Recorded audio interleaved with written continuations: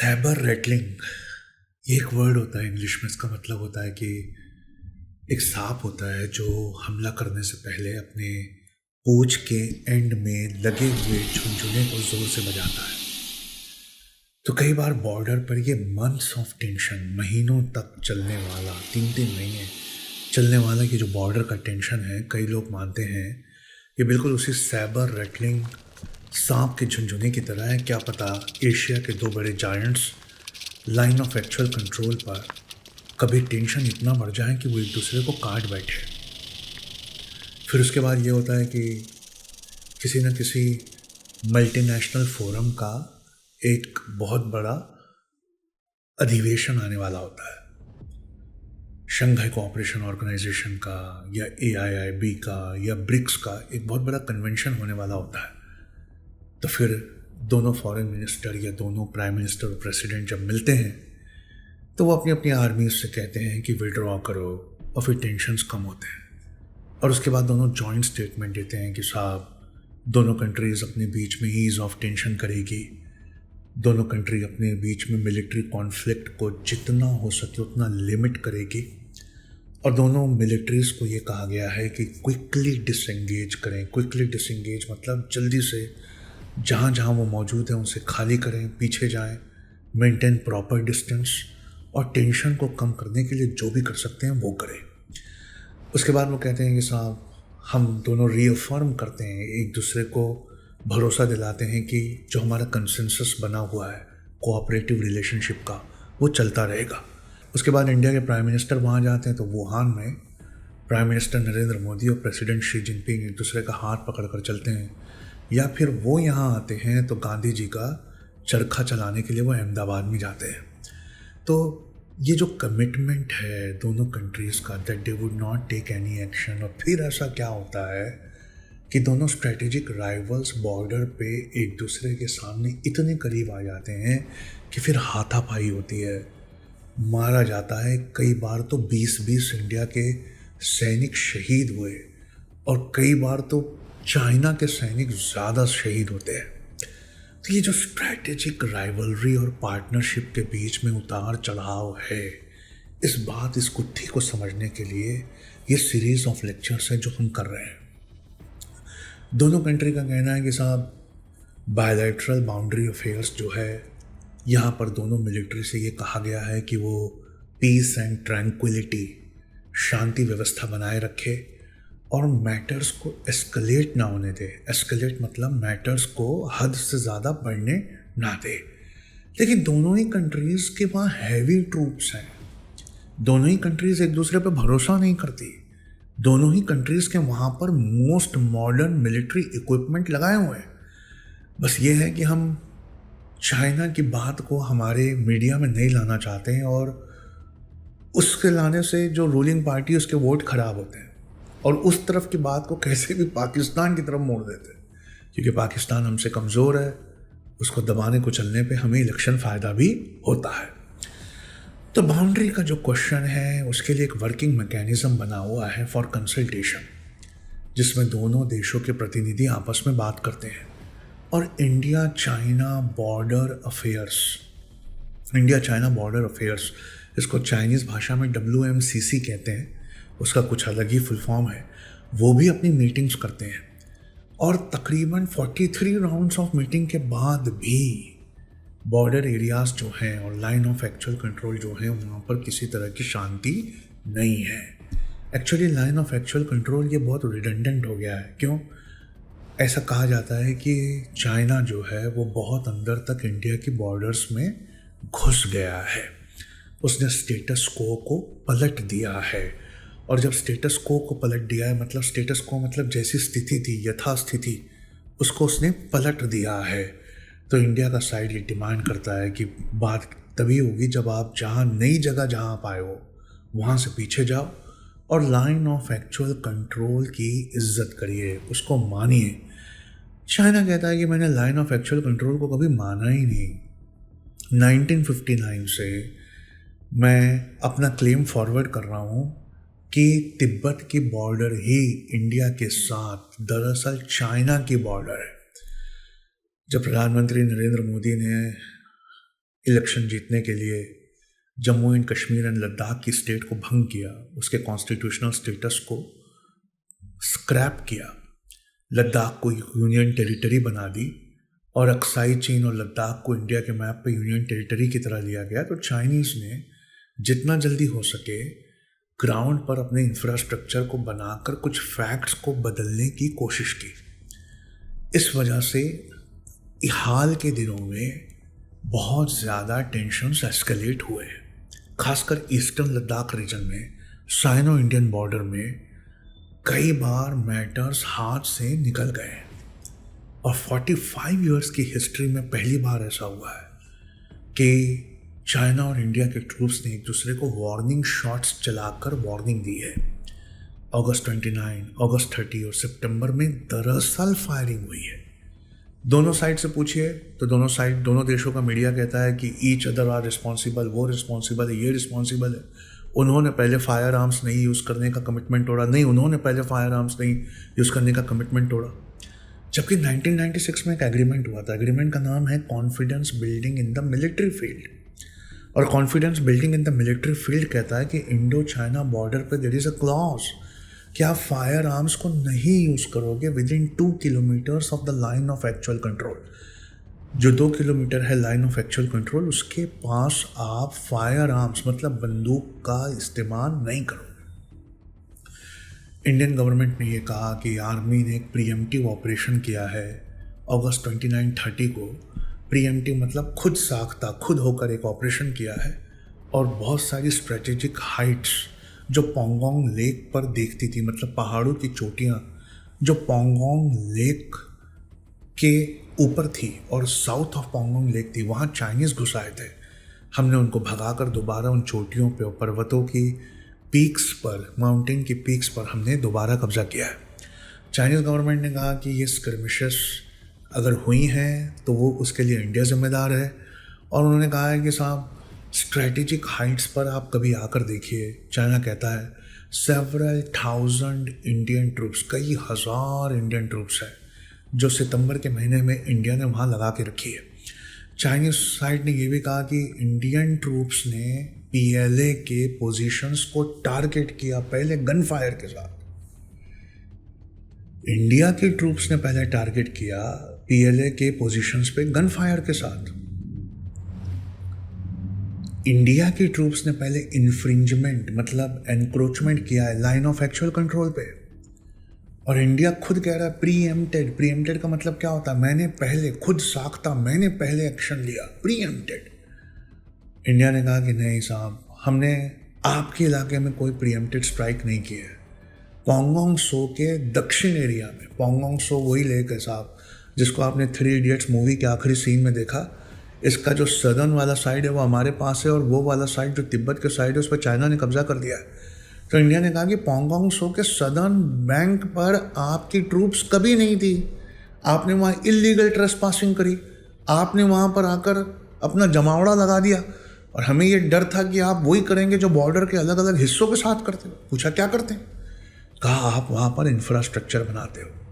तो आप ये जो इंफ्रास्ट्रक्चर वहाँ खड़ा करते, इससे पहले इंडिया के कंधों पर ये जिम्मेदारी थी कि आपको वहाँ से हटाया जाए, तो हमने हटा दिया।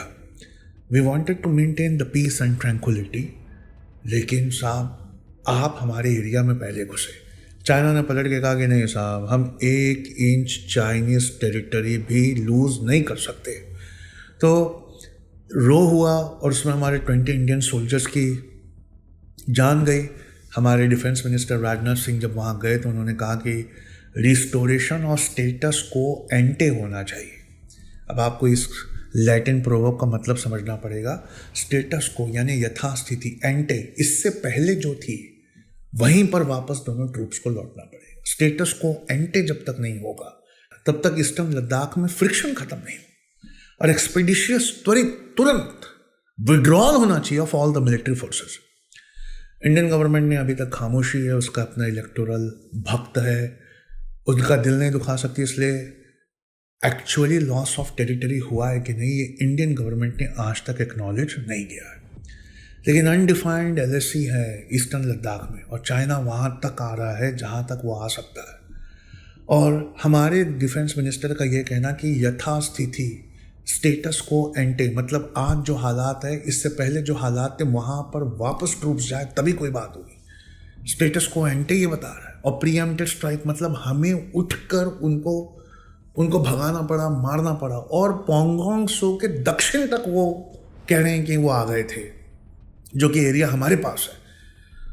इस सब चीज़ों से ये पता चलता है कि लार्ज एरियाज़, अब मैं आपको रिपोर्ट का हिस्सा पढ़ के सुनाता हूँ कि लार्ज एरियाज़, बहुत बड़े हिस्से, where the Indian armies use to regularly patrol, जहाँ इंडियन आर्मी हर थोड़े दिनों में पेट्रोल करती थी, they are now out of bound for them. अब वहाँ पर पेट्रोल नहीं कर पाती है, अब वहाँ पर पेट्रोल नहीं कर पाती है।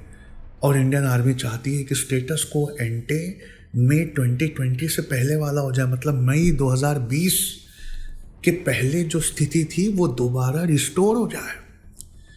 बहुत सारे एक्सपर्ट्स हैं जो ये कहते हैं साहब कि दिप्सांग एरिया, दिप्सांग प्लेन्स जिसको हमने ज्योग्राफी में मार्क किया था, उसमें मोर देन 900 स्क्वायर किलोमीटर्स का एरिया है जो चाइना ने कब्जा कर लिया और इंडियन आर्मी के आउट ऑफ बाउंड्स है।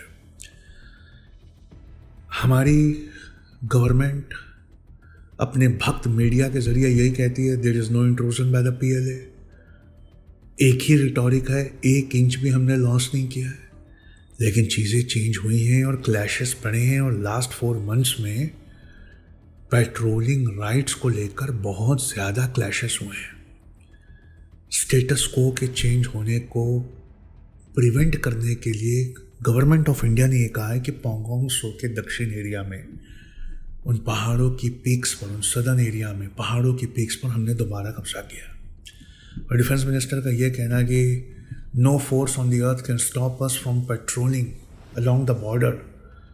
और राजनाथ सिंह का स्को में ये कहना कि SCO शंघाई कोऑपरेशन ऑर्गेनाइजेशन में ये कहना कि a climate of trust, non aggression, respect of international rules and peaceful resolution of disputes we demand, हम डिमांड करते हैं साहब। जनरल बिपिन रावत का ये कहना था कि साहब हमारे पास मिलिट्री ऑप्शंस हैं। चाइनीज़ ट्रांसग्रेशन एक वर्ड है, मतलब इनकर्शन भी अगला वर्ड है, मतलब चाइनीज़ घुसपैठ को रोकने के हमारे पास पूरी मिलिट्री तैयारी है। अगर डिप्लोमेटिक लेवल पे फेल होता है तो मिलिट्री लेवल पे हम निपट सकते हैं। And we are also again, ये बोलना हर सेना अध्यक्ष की मजबूरी होती है। And a week after India and China ended their worst military confrontation in decades, Indian Army Chief General Bipin Rawat has said that the possibility of a two-front war against China on the north and Pakistan to the west cannot be ruled out. He warned that a war with China could easily end up involving its long-term ally Pakistan. Now he said, and I quote, whether these conflicts will be limited and confined in space or time, or whether these can expand into an all-out war along the entire front with the Western adversary taking advantage of the situation developing on the northern border is very much likely, end quote. The remarks come just a day after Prime Minister Modi and Chinese President Xi Jinping met on the sidelines of the BRICS summit in Xiamen in China. Both leaders spoke of the need to do more to prevent border aggression. This isn't the first time the army chief has spoken about the possibility of a two-front war. But the timing of his remarks indicate how sensitive the army remains to the situation when it comes to China. क्योंकि जब तक कि वो धमकाएगा नहीं, दोनों side की समझ में आएगी नहीं। उनका ये कहना था कि वी आर इवन प्रिपेयर्ड, हम प्रिपेयर्ड हैं for a two front war with both. हम दोनों से निपट सकते हैं, चाइना और पाकिस्तान से, इफ द नीड अराइजेस। अगर नीड होगी तो हम दोनों से 2 फ्रंट वार, क्योंकि हमको ऐसा लगता है कि चाइना और इंडिया के क्लैश के बाद पाकिस्तान मौके का पूरा फ़ायदा उठाएगा और पाकिस्तान बॉर्डर पे भी वो हमला कर देगा। हालांकि we are ready for 2 front war with both China and Pakistan, ये डोमेस्टिक वोटरों को ढांढस बंधाने के लिए कहा जाता है ना, डोमेस्टिक कंजम्पशन के लिए कहा जाता है। लेकिन फिर सच्चाई क्या है? तो एक वेल नोन फैक्ट है जिसको आपको गांठ बांध लेना चाहिए कि ये बड़े इनहॉस्पिटेबल रीजन में, बहुत हिमालय के टेरेन में, जहाँ पर रुकना आसान नहीं है, हज़ारों हज़ार सैनिक दोनों कंट्रीज़ ने वहाँ खड़े रखे हुए हैं और इसके अलावा उन दोनों के पास कोई ऑप्शंस नहीं है। और यहाँ पर सैनिक खड़ा करना बहुत महंगा है। Deployment of soldiers on Siachen glacier हमें 5 करोड़ पर डे खर्चा आता है। 5 करोड़ में हम 40,000 का अगर एक क्लासरूम बनता है सर्व शिक्षा अभियान में, तो सोचिए 5 करोड़ पर डे में हम कितने क्लासरूम बना लेते हैं, कितने हॉस्पिटल की इमारतें खड़ी हो जाती। 5 करोड़ पर डे। हमें अपना डिफेंस बजट सब्सटेंशियली बढ़ाना पड़ेगा, और हमारी इंडियन इकोनॉमी वैसे ही पैरेलियर स्टेट में है। ये फिजिबल ऑप्शन इस समय नहीं है। इवन जो विंटर क्लोथिंग लगती है ना, 80% वो winter clothing needed bye for the soldier, वो हाई एल्टीट्यूड्स में, वो भी हमें इंपोर्ट करनी पड़ती है। और इंडिया की 3rd biggest military spender in the world है India. 3rd biggest military spender after USA and China. और 3rd बिगेस्ट मिलिट्री स्पेंडर की वजह से ही अब अग्निवीर जैसी स्कीम भी गवर्नमेंट लेकर आई। इतनी सारी आर्मी को बिठाकर खिलाना, अलाउद्दीन खिलजी के लेक्चर के ज़माने से जानते हैं, इतना आसान नहीं है। वो आपकी ट्रेजरी पूरी खाकर ख़त्म कर सकते हैं। ठीक है, तो 60% ऑफ हमारा जो बजट है साहब, वो सैलरी में ही जाता है। 1.3 मिलियन स्ट्रॉन्ग स्टैंडिंग आर्मी है हमारी, उसके बजट में ही जाता है। डिफेंस बजट ऑलरेडी बहुत स्ट्रेच है, इसीलिए उन्होंने कॉन्ट्रैक्चुअल मिलिट्री। लेकिन यहाँ पर एक ऑब्जेक्शन बिल्कुल सही है जानकारों का। वो कहते हैं भाई कॉन्ट्रैक्चुअल आर्मी जो है उसमें पैट्रियोटिज्म नहीं होता। कॉन्ट्रैक्चुअल आर्मी में पैट्रियोटिज्म नहीं होता। अच्छा, ये तो कन्फ्रंटेशन की बात है, लेकिन इंडिया में इंफ्रास्ट्रक्चर बनाने के नाम पर हम चाइना से बहुत सारे लोन भी लेते हैं। और चाइना जो है वो फॉरेन एक्सचेंज रिजर्व्स में बहुत ज़्यादा सरप्लस है, और चाइना एवेन्यूज़ ढूंढता है जहाँ पर वो डॉलर को डंप कर सके, जो डॉलर उसने अमेरिका को चीज़ें बेच कर कमाए। तो $1200 मिलियन का China backed Asian infrastructure investment bank से हमने लोन लिया उसी वक्त, उसी मई जून में, जब पीएलए आर्मी के साथ हम वहाँ पर खड़े थे। Nikhil Inamdar joins us from Mumbai. Nikhil, the timing of this is interesting, isn't it? Absolutely, Karishma. I mean, this comes at a time when the geopolitics between India and China is fraught with tension and essentially finger-pointing about the escalations that happened at the border, which claimed fatalities for the first time in 50 years. And while those tensions have de-escalated for the moment, with the foreign ministers of the two countries, in fact, speaking with one another, it's nowhere near normal. And so the timing is definitely interesting. The AIIB actually extending a second tranche of $750 million in loans to India after first one was approved in May, and this is in conjunction with the Asian Development Bank and comes from the special kitty of $10 billion that this multilateral organization has created, in fact, to help member countries fight COVID-19. Now, important to remember that while AIIB is headquartered in Beijing and China is the largest donor, India is the second largest shareholder in this multilateral organization and a regular beneficiary of loans for various infrastructure projects, parts of the Mumbai Metro, for instance. So the point here really is that these multilateral channels seem to continue even though the political relationship between the two largest shareholders has deteriorated. But certainly this is not largesse on part of China. Nikhil Inamdar there joining us from Mumbai. Now to Hong Kong, because shares in Chinese retail giant JD.com have just started trading